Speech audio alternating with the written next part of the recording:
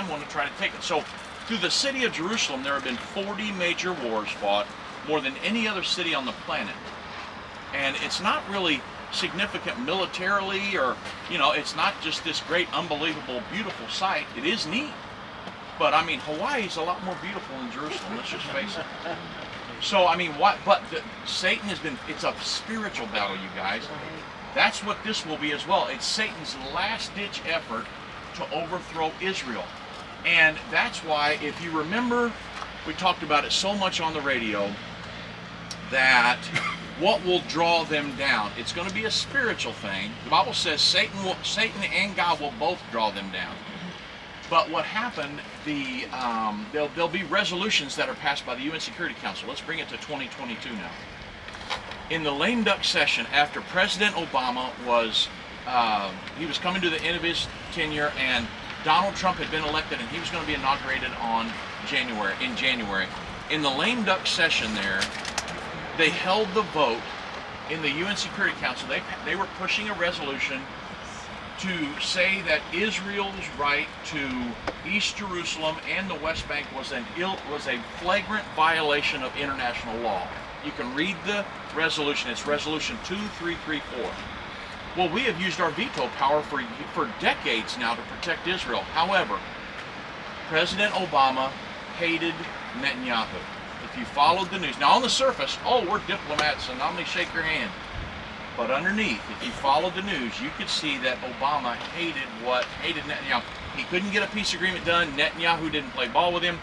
So as a parting shot on his way out of office, I've read Israeli papers that said he stabbed Netanyahu. It was stabbing Netanyahu in the back on the way out of office.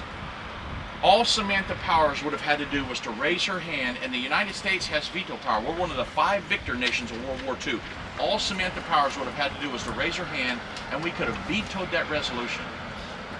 But she was told by President Obama, do not raise your hand, and we're going to let this one slide. It had to be, they wanted it to be a 15-to-1 vote, because there are 5 permanent members, and then there are 15 that are revolving, or I'm sorry, another 10.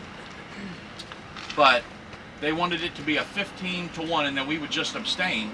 Well, some of the other ones were going to vote against it, and Joe Biden placed phone calls. I've documented this.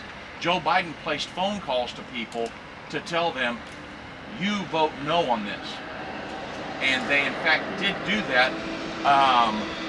And so they all voted no, and then we abstained. She just kept her hand down. There's pictures of it. And the world was, well, I should say, Christians and a lot of Americans were shocked. Because at that point, it was the first time in decades where we did not use our UN Security Council veto to veto a resolution against Israel. And so what now, on the books, international law, that it's a flagrant violation that they would occupy East Jerusalem, and which including where the Temple Mount is, the Holy Basin, and the West Bank.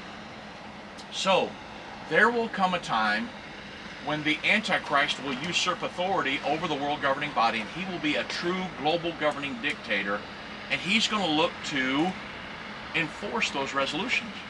And the Antichrist will hate Israel. Okay? You don't invade a country and try to destroy them and take their most holy site unless you hate them. He's going to be driven by Satan. So what's going to happen is there will come a time in the future, at the end of the peace agreement that's signed, the peace agreement, the international community is going to give lip service to the peace agreement. They're going to say, hey, we recognize Israel's right to exist. But they really don't, because in international law, they passed Resolution 2334. And they're going to say, well, we really should take all the West Bank and East Jerusalem from Israel and just give them that small sliver. It's non-biblical. It's totally against God. Because Israel, really, God promised Abraham the river in Egypt all the way up to the Euphrates River, which goes clear up in Turkey. So Israel they control a very small sliver of what they should have. So anyway, there will be resolutions that are passed. We call Resolution 2334 the Armageddon Resolution, because they'll use resolutions like that to come down against Israel, the Antichrist will, because after World War II, after World War III, which will be the entrance ramp for the Antichrist, most of the nations of the world will fully yield up their sovereignty, their armies, their guns, to the world governing body. But Israel will not do that. And Thank it God. will gall the Antichrist. He can't stand it. He's going out of his mind. I want everybody to worship me. That's going to be the goal of all of this. The Bible says everybody on earth whose name's not written in the Lamb's Book of Life will worship that individual. That's why the baptisms are so important, because a lot of you guys, if you haven't already, most of you have, if you haven't already, you'll get your name in that book this afternoon. But